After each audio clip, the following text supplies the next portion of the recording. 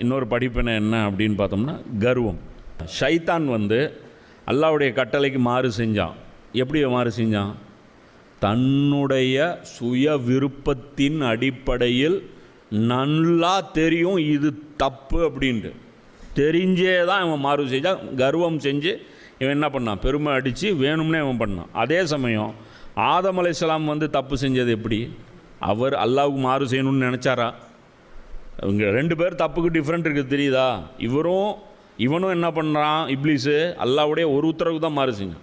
ஆனால் அந்த ஒரு உத்தரவு மாறு செஞ்சது இவனாக விரும்பி செஞ்சான். ஆனால் ஆதம் அலைஹிஸ்ஸலாம் அல்லாஹ்வுக்கு மாறு செய்யணும்னு நினைக்கவே இல்லை.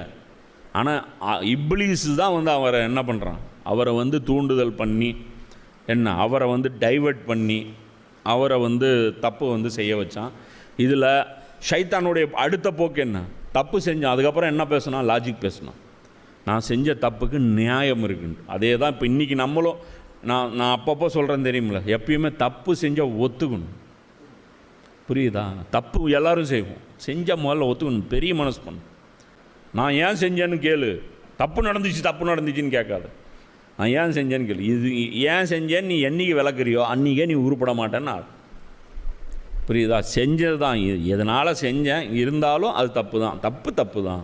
இதே இப்போ ஆதம் நபி பார்த்திங்கன்னா தப்பு சுயமாக அவர் அதை தேர்வு செஞ்சு போகல. அதே மாதிரி செஞ்ச தப்பை சுட்டி காட்டதுக்கப்புறம் அல்லாஹ் சுட்டி காட்டின உடனே அவர் என்ன பண்ணிட்டார்? தப்பை கைவிட்டார். இவன் என்ன பண்ணான்? ஏன்டா நீ கட்டுப்பட மாட்டேன்னு ஒன்று. ஆமாம், நான் இவனுக்கெலாம் சஜ்தா பண்ணுமா? அதை நியாயப்படுத்தி பேசினான். அவன் சுட்டி காட்டினதுக்கப்புறம் தௌபா செஞ்சானா? தௌபா செய்யலை. இன்னி வரைக்கும் தௌபா செய்யலை. அவனுக்கு என்னென்னவோ தோணுது, ஆனால் இது மட்டும் தோணவே மாட்டேங்குது.